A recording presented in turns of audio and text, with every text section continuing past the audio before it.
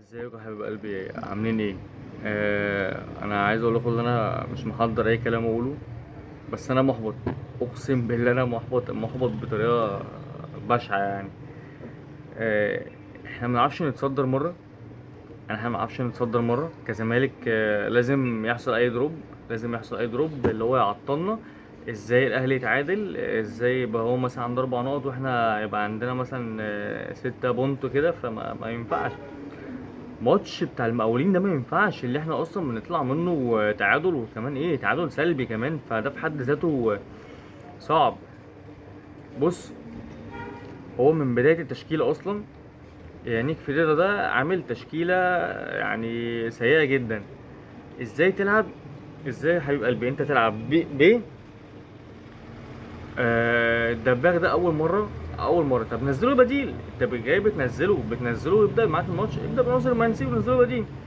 بص بقى العواقب التانية، انت بادئ بشحاتة وبادئ بدونجا وبادئ بعبد الله السعيد بص وبادئ بناصر ماهر وبادئ بالجديد ده اللي هو ادم كايد. كل ده بيلعبوا نص ملعب، كل ده نص ملعب تلعب بادم كايد هوف شمال، هو اصلا صانع العاب.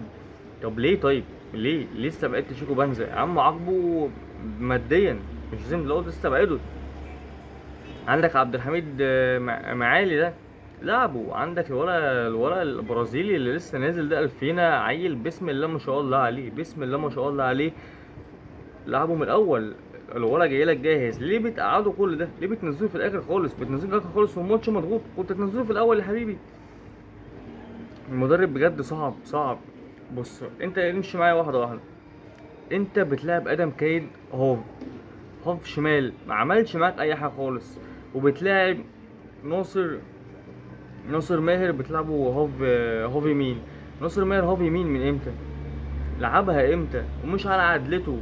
واول مره لعبها الماتش اللي فات ما عملش معاك حاجه. عمل معاك حاجه لما دخلته في نص الملعب، بدا يعمل معاك حاجات وبدا يظهر معاك وبدا يطلع كور وبدا يطلع ناصر منسي وبدا اللي هو يحط الجون بتاعك. ماشي. مش حتته خالص، ولا ظبط معاك حاله لما لعب 10. عبد الله السعيد، مع احترامي ليه ومع احترامي لتاريخه، بس كبر خلاص، مش بتاع اللي هو يديك 90 دقيقة زي الأول.